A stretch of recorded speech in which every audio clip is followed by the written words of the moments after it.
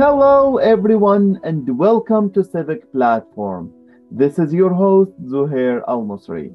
Today, I met Sharan Tappia, the president of the Asian Women of Winnipeg, to talk about the organization history and its role to empower Asian women in Winnipeg and help them to overcome their challenges.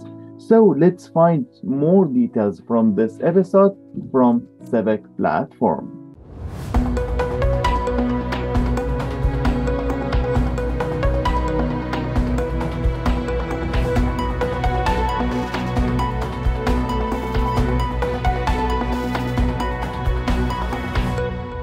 Hello, Sharon. How are you today? I'm doing great. How are you? I'm very well. Thank you very much for accepting our invitation. This is my privilege. I'm honored to be here. Thank you very much. Sharon, please introduce yourself. Who are you and what are you doing? My name is Sharan Tappia, and I work as a realtor with Winnipeg Real Estate Board. That's my full-time profession job. Have been in the business since 2004, and I also established this new organization, very young organization, Asian Women of Winnipeg, in 2014 in Winnipeg. Mhm. So, in 2014, why you think we need this organization to open? The Asian women in Winnipeg, why they need this kind of organization or platform for? What is the your unique story to get this idea and open? That's a really good question.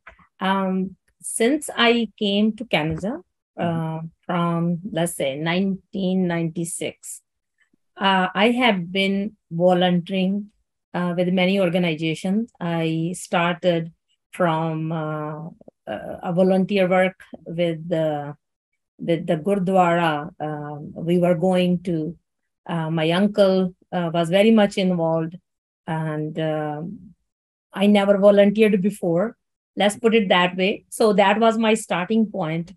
And then after volunteering there, I have been volunteering with the India Association of Manitoba, and then Punjab Foundation.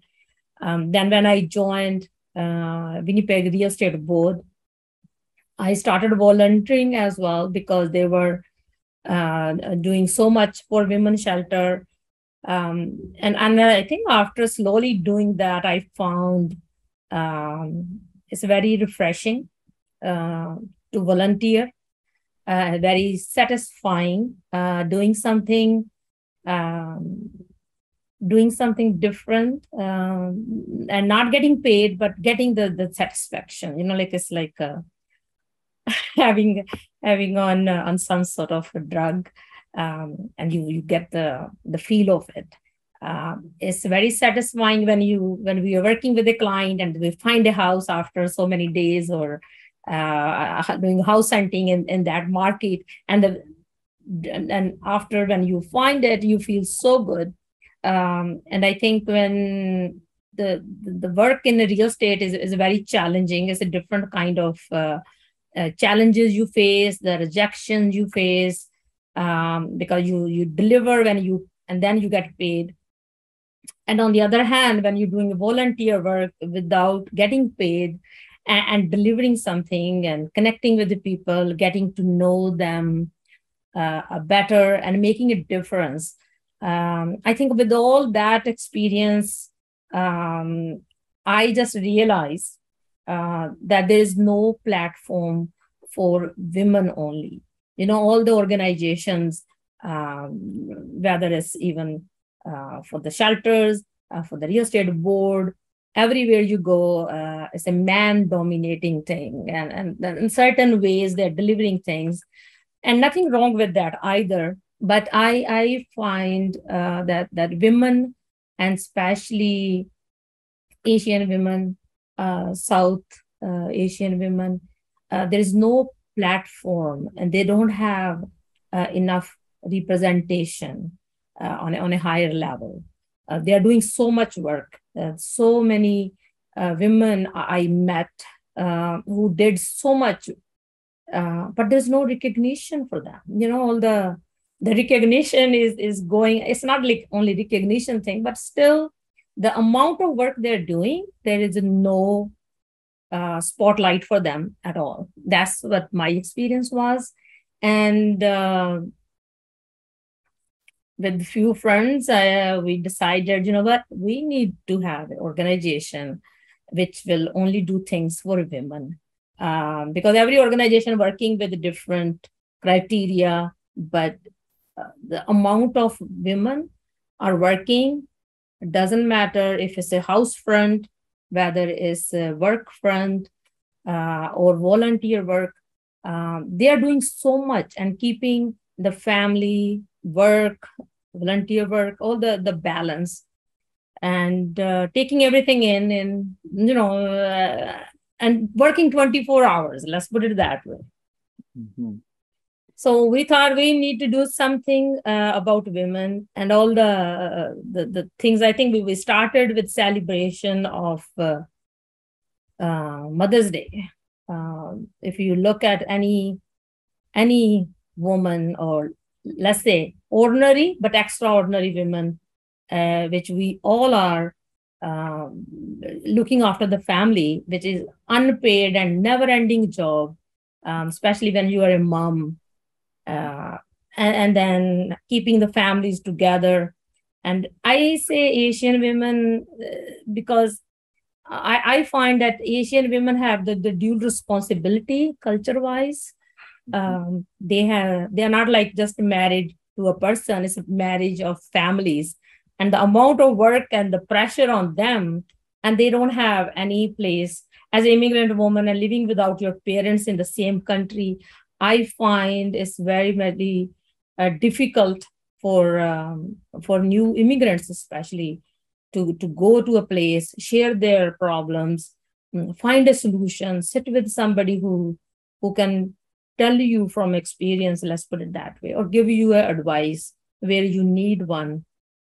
So many things were, let's say, missing. And when we formed this organization, we thought we're going to fill the gaps. We're not going to do anything which the other organizations are doing. We're not going to copy anyone. We're not going to compete with any organization. That's not where we are coming from. So we formed this organization which is there to fill the gaps. Everybody working hard for their organization. If somebody's doing for their country, for the religious, other aspects. But we just wanted to fill the gaps which were missing in the overall picture. Mm-hmm. And it was just, I think, it's a discussion with the friends and end up with this organization. And now with all the hard work and the dedication of all the other similar-minded women, here we are, and became a household name. I should put it that way. I see. So when anyone read the name of the organization, like Asian Women of Winnipeg, they think like there is a procedure to join. Like if any Asian woman now watching us, they maybe become excited to join this organization or team, how they can reach you, how they can be under your umbrella. It's very easy. We have a website. It's called Asian Women of Winnipeg.com. You can easily connect with us from there. And we do have a membership form. You can join us. And to serve on the board, I think we are very much open. Anybody who wants to make a difference and have passion to serve, they can join us. We just have a little condition now, because many people were approaching us, that person should be with us at least 2 years to volunteer and be a member, and then they can come and join the board. but anybody can join. We are on the Facebook. We are on the website as well. And you accept all the women in Winnipeg or just the Asian women? No, we have no restrictions that way. We just wanted the name Asian because so we can have a bigger umbrella. We didn't want it to associate with one country, one race, and that's our main reason. But anybody can join, definitely. Sure. So and men, even if like men, we have some men who became the members, not on board. We have one person on board, who's very brave. He's our treasurer now. He joined the organization. Him and his wife were always participating, and then eventually he was honored to accept the position of treasurer. So he's one of the brave men to put up with all these ladies on the board. So let me know what programs you offer or what event you create to make all these Asian women together.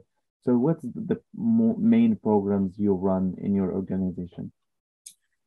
When we started with the Mother's Day celebration to celebrate the motherhood, the womanhood, and now if you ask me today, our signature event is the International Women's Day, where we every year we honor 2 to 3 Asian women who made a difference in Manitoba, because at the moment we are focused on Manitoba, who made a dent, who made their name, made the whole community proud. That's our signature event of the year. So we started with Mother's Day, and then I think with that event, and then a small dinner and dance and raising funds for women's shelter, and then our board going, and every year we made this a ritual now. We raise funds, and then either we donate it to women's shelter, or we go to Slow Mission and cook hot meal close to December, close to holidays. That's our sort of other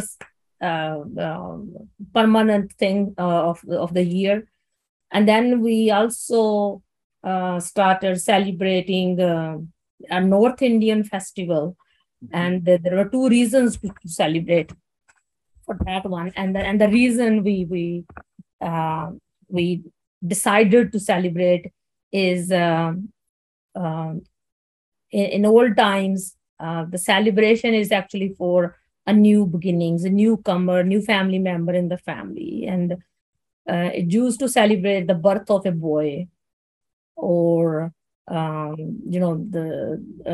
welcome a bride in the house. When your son get married, you bring a family member in the house. So that was a traditional way of celebration of Lori Mela, and we decided to start celebrating in Canada, in Manitoba, and celebrate the birth of a girl too. Because what's happening in the world is, especially in third world countries, and I have no hesitation saying, taking the name of our own country, India, where many people, many women getting pressured to abort the child when they know it's a girl.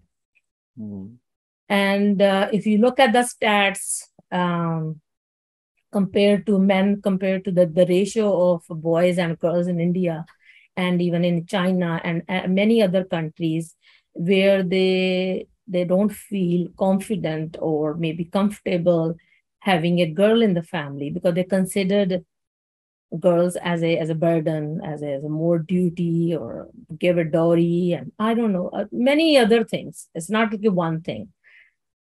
So we decided to celebrate that event, and touch wood, we are so lucky that every year we are getting more baby girls, parents coming forward and celebrating the birth of their daughter, as well as the birth of son. So from that point of view, because you cannot change the mindset, it's in people's DNA. You can't change people overnight. It's going to take years and years. And the only way to change their thinking is to show the examples, to become an example, or work on the kids. So if we are raising our sons and kids, and they are part of these celebrations, that their sister came in the family and they are celebrating the birth of their sister,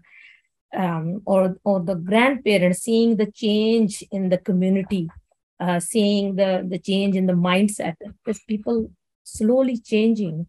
Now we get the crowd more than 3,000-4,000 people in Winnipeg, which is a very unique thing. Is because it's getting famous every year, and we hosting it before COVID. We were hosting it at Winnipeg Convention Center, and hopefully we'll have it organized again this year, this coming year in 2023 in January at the Winnipeg Convention Center, because of the amount of the gathering we have. So people come, share their culture, dance, celebrate, break the bread together. And then we invite participation of different communities as well.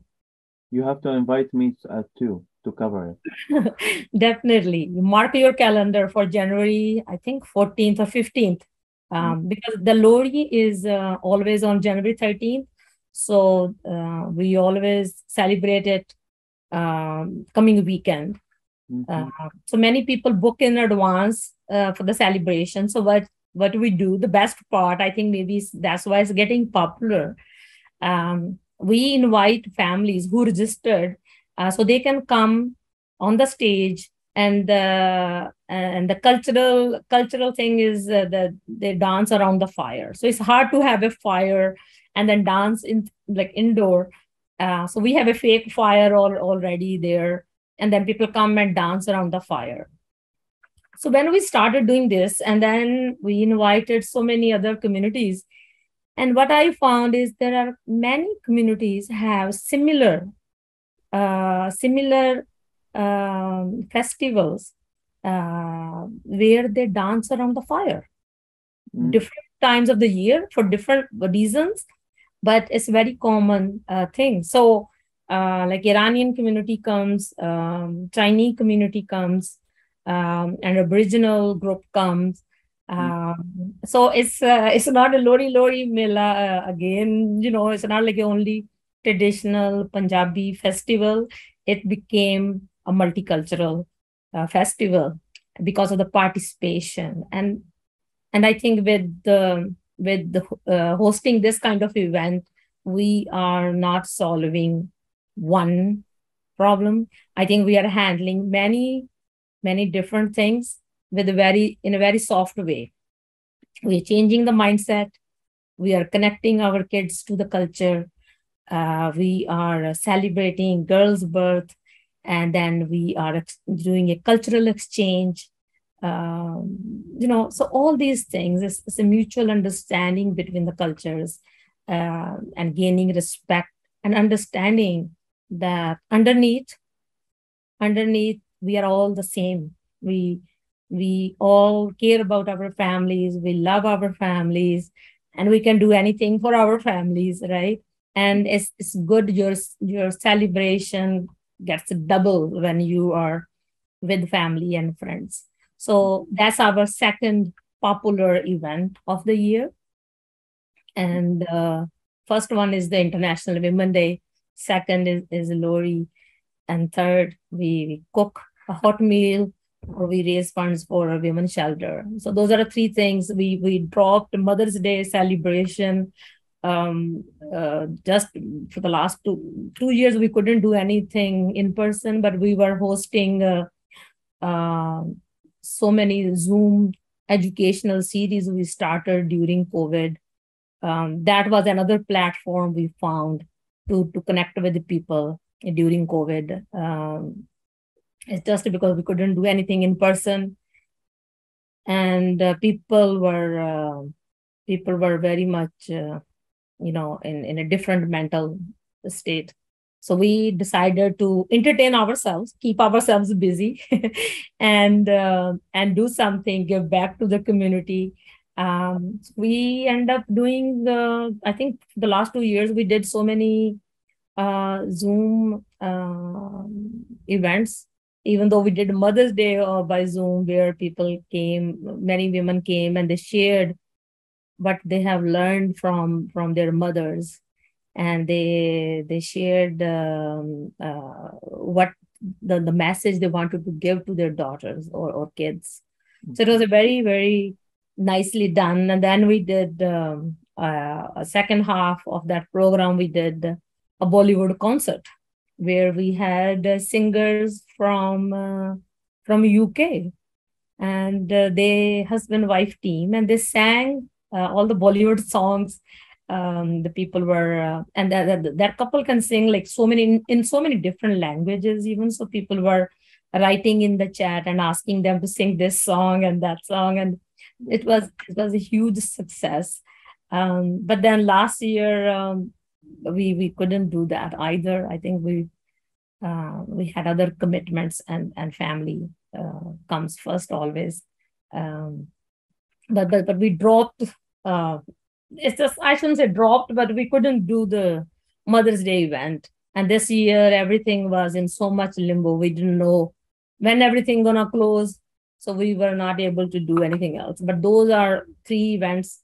Educational series, we'll see how long we wanted to continue for next year. Sharon, all these events, it's wonderful also to build network, to find new friends, meet another families. I see here in Winnipeg, like many of this kind of events, the people take like initiative to find new families there, because especially as you mentioned, the newcomer, they don't know the city very well. So when they attend this kind of event, they met with like expert families before, and memorizing the our heritage, our back home days, celebrations, sometimes food. So this a good environment for everyone when they are attending this kind of festivals. Right. And now I want to ask you, from your experience, when you meet the Asian woman in Winnipeg, what is the most challenging they face today in Winnipeg, from your point of view? I find it's for different challenges for different age groups. Mm-hmm. For students, it's a different kind of challenges. Especially the girls are facing to find a good place to live. Mm-hmm. Okay. And so many students are coming, and people, I think rental is a biggest issue these days. Finding places to share with other girls. So that's one of the biggest one, where they have to share room because they cannot afford a full room for themselves. That's one of the challenges for the students. And for many women, I'm finding, who are professional, getting their education from back home, getting the recognition is another biggest challenge for them to have that process accelerated, where they can have their certification recognized and they can get training in the field they have studied. So that's another biggest issue for those. Many profession, where like IT profession, where they don't have to do that much testing in order to prove themselves that they can do this job better, right? Yeah. But if you are a doctor or a nurse or a chiropractor back home or a physiotherapist. My husband works in St. Boniface Hospital. And he was just telling me the girl who's working now as a receptionist, okay, she's a doctor, she's a physiotherapist, but in order to have her certification recognized here, it's going to take time. But you need to make money right away in order to survive and to take care of your family. So many people I know, it's not only women, like men even, going through the similar situation. And another thing I find is the language. That's another big barrier. You have to be fluent in English. So when I came from India in 1989, I was in England for 6 years. And I know those problems firsthand, because in order to mingle, in order to work, you have to know the language. Otherwise, what are you going to do there? Yeah. Right? All of a sudden, the feeling of the depression and the mental state, because maybe back home you were at a high position, you had servants working for you, and you come in these countries and then you do have to do everything yourself. And on top, you find your value became sort of zero, because you are starting from zero again. So those are the challenges I'm seeing in women. And then comes our elderly, our mothers. I find it's very challenging for them. Not only mothers, actually fathers too. When as parents you are coming in this country, and then you don't have your friends, and language is another barrier. And as you are, I don't know if you're familiar with Winnipeg's weather, it's not a big help either. So the social boycott or the isolation people are facing is very much there, which we really don't know what to do. How we can, the only place they go, and I was one of those people too, the only place you're going to end up going and meeting people used to be at the religious place, because that's where you will see people, right? There was no other platform. When I came to Canada, I didn't see any other platform where you can meet people. And those, like I'm talking about in 96, right? And then I had small kids. With small kids, a different country, and I didn't know how to drive that time. But I just had, my social life was with only the people I know or the family. I had extended family. And I can imagine that with the kids and the weather and nothing about the city, no knowledge, what are the other activities were going on other than the religious place. Okay, if they hold a celebration, yes, you are going there. But other than that, there was nothing. Now, now things have changed. So many. Now the internet is a major help now. People became so familiar with everything. You can Google and you can see where things are, or Facebook is another way of making friends. Things have changed, but the challenges are still there, even though we have so much help with the Google Map, with internet, with the Facebook friends. Still there are basic challenges, and especially I think another challenge, I think the government services are there, but people maybe not aware of all the help available. It's not like the source is not there, the help is not there. They're all there, but it's the gap connecting with the grassroots people there. Yeah. The people who come alone with no family here, I think they get better help. Because then they are going, let's say, through a proper channel. They're getting to the welcome place where they're getting the package. What can they do in Winnipeg? But when you are coming to a family, and if you have a family, you are relying everything, all the help you are getting from them, you are getting the rides with them, they are the one taking you. I think that's less beneficial. I mean, it's beneficial, but end of the day, if you look at the bigger picture, you learn more when you are your own, Yeah. and when you are relying on somebody. So those are the major challenges I'm finding at the moment people are facing. Just today, I was watching social media and I find one video for like an Arabic person. He is in engineering and he just sent a message for all people who decide to come to Canada. And he say, no, this is the wrong decision. If you come to Canada, if you are expert and you have a certificate, for example, like you mentioned, like a doctor or physiotherapist or engineering, I face a lot of challenging. I have to work with a restaurant. I have to clean floors, and he was very upset.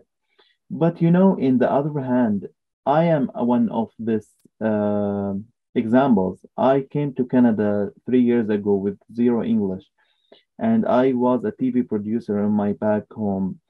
But I didn't give up from the first punch. It's very hard, and we know all the challenges we will face it before we come. But Right. at that time, we said whatever we face there, we will accept it. We know. But when we are in the real here, we get depressed and we don't know how to solve our problem. Yes. But with patience, with the go and learn and building our network, maybe volunteering, there is many of solutions. So Yes. today I'm hosting a show. It's not exactly what I was doing, but it's something very close to my field. I Okay. try in this field, in this platform, civic platform, to make a resource for all the newcomers. So when they are watching this episode, I met uh, many tuba stars. I met many of organizations who provide the resource to help them. In Mhm. this way, we can like cooperate with them and fill this gap. Exactly how you are doing with your organization, you fill the gaps what the other organization not give for Right. the Asian women. We try to fill the gaps and guide them. This is your resource. You can find. Uh, Yes. you can qualify your certificate from this organization. You can find a home with this organization, daycare, maybe this organization can help you. So we trying to make Canada more easier for newcomers, especially Right. because they don't know how to go, and there is many of people here, unfortunately they are not a good advisor. Maybe they trying to steal their money or give them wrong information. I face some challenges too. Right. We don't need just to be negative. We came here to make our future better for ourselves and for our kids too. And this is the way. It's a right place, but we have to be patient, and we can some one days we will reach our goal if we insist and work hard. Yes. This is I agree. this is my opinion. I maybe you agree with me. You face the same things when you are coming with your children. Tell me Right. about it. What you face in day one here in Canada with your family. When I came, I was lucky enough that I had a family here to start with. But Yeah. when we decided to come, everybody was scaring us that weather is not good there, you won't last long. And when we came that day, it was January 13th, 12th, no 12th. We came on that day, and like it's like a top peak of the winter, but the Oh, weather was so good that day. We were making snowballs and playing with those, and we were laughing. Oh, people were just scaring us off, and we had a extended family and meeting with the family. And the next day was the Lori, 13th of January was Lori, and I remember sitting at my uncle's house. all the family members and cousins I met after, oh my God, God knows, 10, 15 years. And then we were celebrating that event at home, festival at home, and singing songs and remembering all those things we used to do at back home. That was my starting point. But then once you start living on your own, and if you don't have a car, and then you have to clean the driveway or the pathway in minus 30, 20, it kills you. And that time you decide you're gonna go back. And me and my husband, we said, we decided we're gonna go back after 3 years, because he had his job contract for 3 years. And I said, we will be crazy if we stay in Winnipeg with this much snow. And that year it was the worst winter. Yeah. And but once you start driving and once you are getting familiar with the city, it took me a while. And I think after the kids, my biggest fear that time was I didn't want to lose my kids to this country, because we were hearing all the stories. The kids were not speaking their language. Kids were not aware of their culture. And I think after having kids, just like a typical mom, I was so concerned.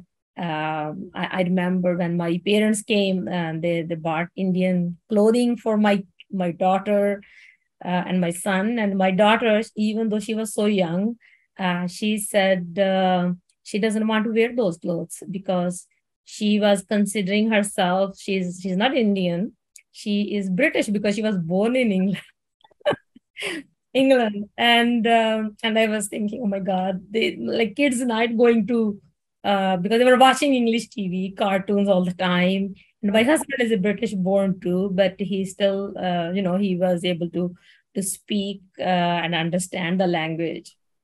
And I think that was my personally biggest fear, was losing the kids that way, that they going to be pure 100% Canadians, and they won't speak our language, they won't understand the culture. But after I think few years, once we started going to Folklorama, then started volunteering in Folklorama, and kids going in the cultural outfits. They're learning. My daughter learned the South Indian dance, and my son learned North Indian dance. And he still has his team. He's 26 now, and he still has his own team. And they performed. And even though all of his team friends, like somebody's a police inspector, somebody's a dentist, and they still get together and do all these things, that made me so proud. And I think as a parents, that's your biggest fear, because you want your kids to stay connected with their culture. And now after so many years, I can tell you that Winnipeg, Manitoba is the best place to live. It's a small city. People are so nice. People are so friendly. People value their culture. And I'm sure I never had the experience living in another city since I came. This is our home now. And even if kids move out of this province, I don't think we will ever move. It's just because this is our home. We have our friends here. We know so many people. And it's a friendly Manitoba. And we like to dedicate our life to give back to the community and make things better for the future generations, and even for our own, kids, grandkids. That's why we are volunteering so much, personally, myself and my husband, so we can make this Manitoba a better place for the future generations. And we strongly believe that focusing on the kids is your biggest, best use of your time. And you focus on raising kids in a proper way, nicer way, with equality, with respect, giving them the opportunities. Because end of the day, we all immigrants came here to give a better life to our kids. And then after doing all the hard work and giving them nice houses and the nice cars, and good food on the table, giving good opportunity for education. You don't have to bribe here to somebody to get your kids in the university, right? Your kids have good marks, they will get a good university.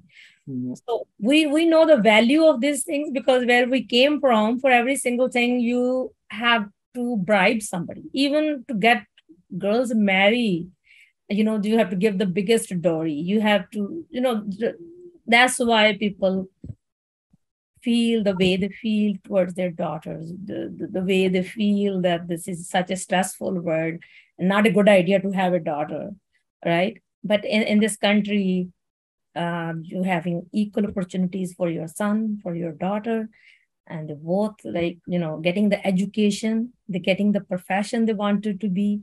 They're not being judged. Whichever profession they want, they can pursue that. And as a parent, you don't have to bribe somebody to get them into good university. You don't have to bribe somebody to get them, your kids, a better job. You don't have to, I think in my case, I think, we have been seeing all those small kids who were performing in the folklorama so many years ago, and now they're all grown up and they became professional. I think this is the best place to live. I don't see I don't see any other better way. I think this is a heaven on earth, Mm-hmm. in my opinion.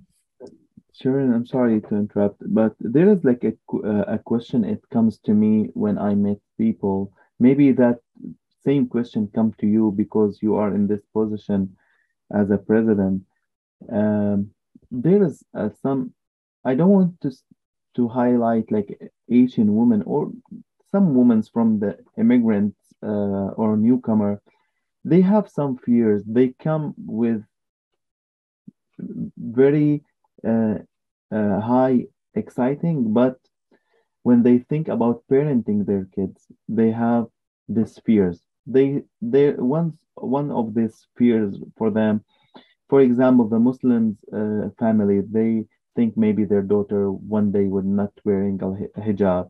Maybe their son will not go to mosque or change his religion. Some Indian, they will not wear I'm not sure what the name Urban. turban one. Some province in Canada, they didn't accept these things, and they thought like when we send our kids to this Canadian school, they will learn some new culture and they will not be like Arabic anymore or Indian anymore or Chinese anymore. They will be a Canadian. So how we can defend this fears? How we can tell them how can parenting our kids in with a good advice to them? What how you respond to this kind of question? I think I've been there Yeah, myself as a mother, yeah. and now, after living in this country so many years, my thinking has changed in so many ways, Mhm.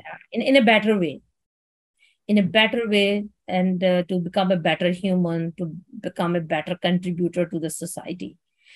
When we have kids, we are always scared of those things. And I think my best advice to a parent, any parent, is when kids have all the love and attention at home, as a parents, we are their first teachers, Yeah. right? So you need to have a confidence in you. If you are giving your kids the deep, strong roots, there is no way anybody or anything can change them. They need to feel and to be proud of who they are. And you need to build that confidence. It's like flowers in the garden. A rose is good, but that doesn't mean the daffodil is not good, or poppy is not good, or any other flower. Everybody have their own importance. And to maintain your identity, I think maintaining identity, we are, as a human being, the first stage of our thinking is always the cultural aspect. We are always focusing on the clothes we're going to wear, right? Or the religion we're going to follow. I think we need, as a parent, you need to focus firsthand to raise a good human being. Because once we should not be posing our kids, or pressuring our kids to be religious and follow this religion. I mean, nothing wrong with that either. But at the same time, you, as even the religion part, you need to teach your kids, because no religion tell you to fight or hate anybody. Yeah. You need to get educated. I didn't know that much about my own religion when I came from India. I studied it hard here.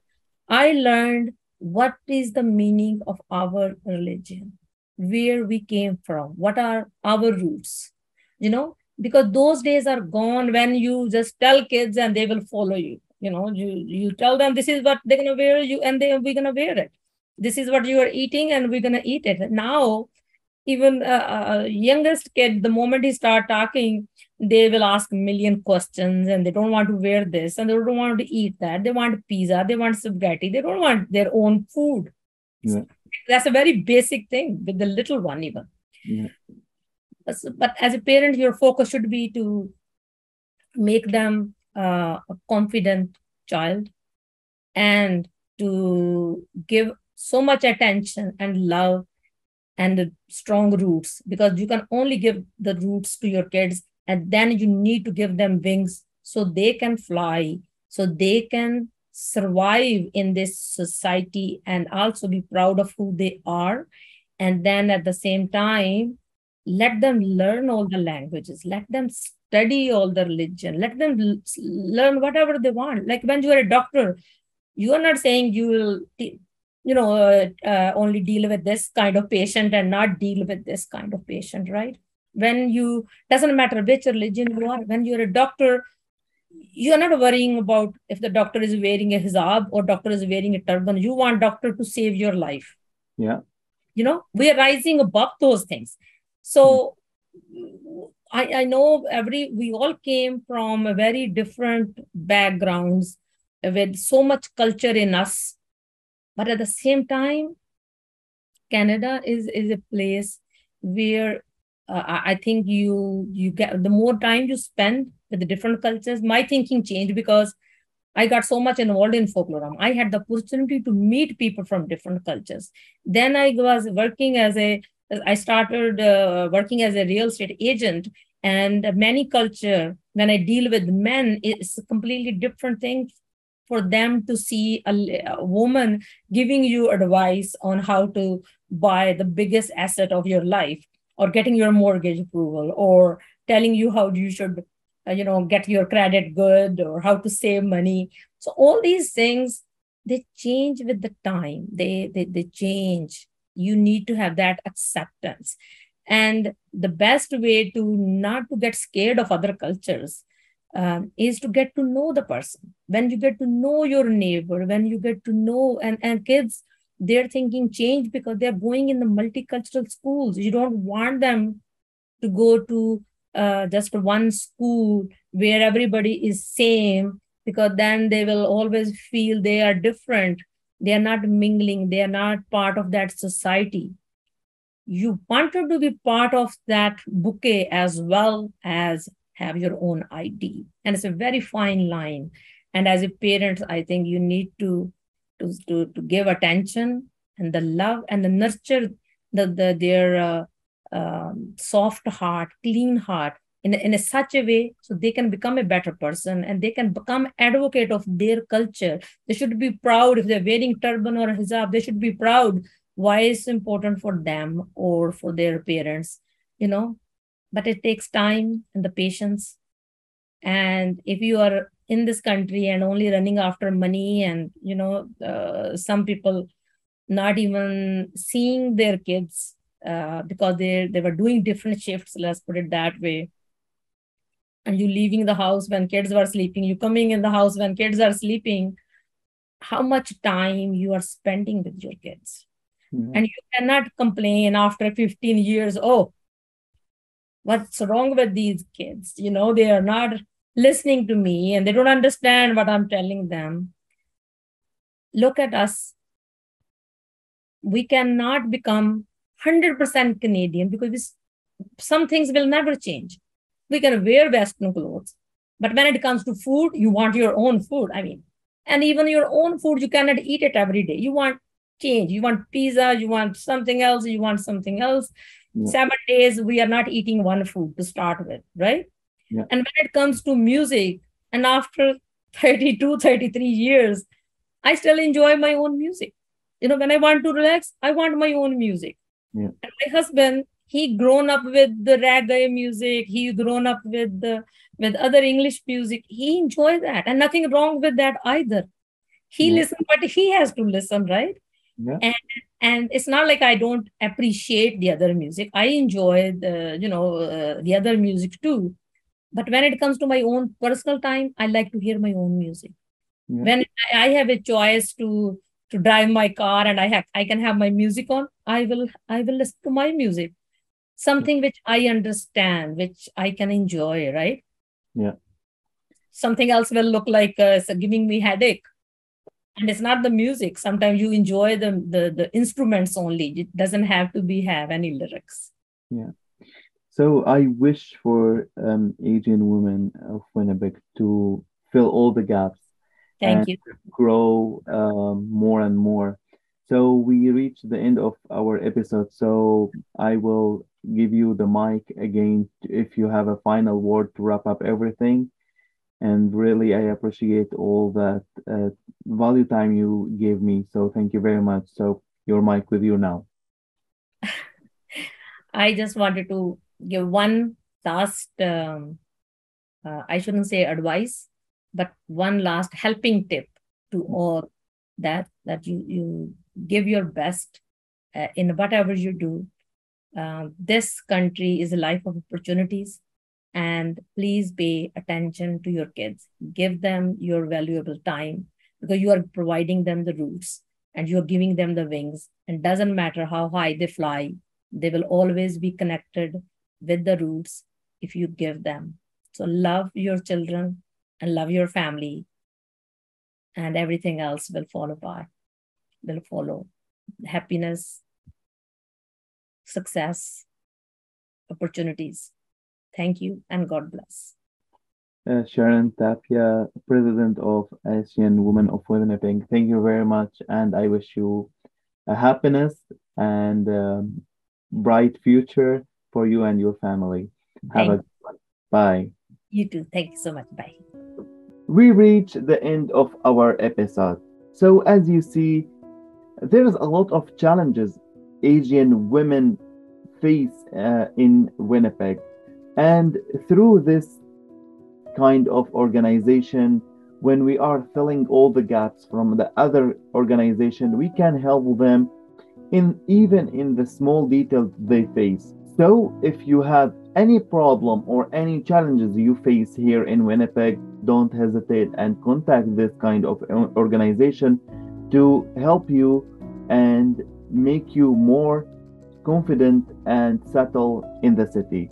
If you like the episode, please like, share, and subscribe to see our upcoming episodes.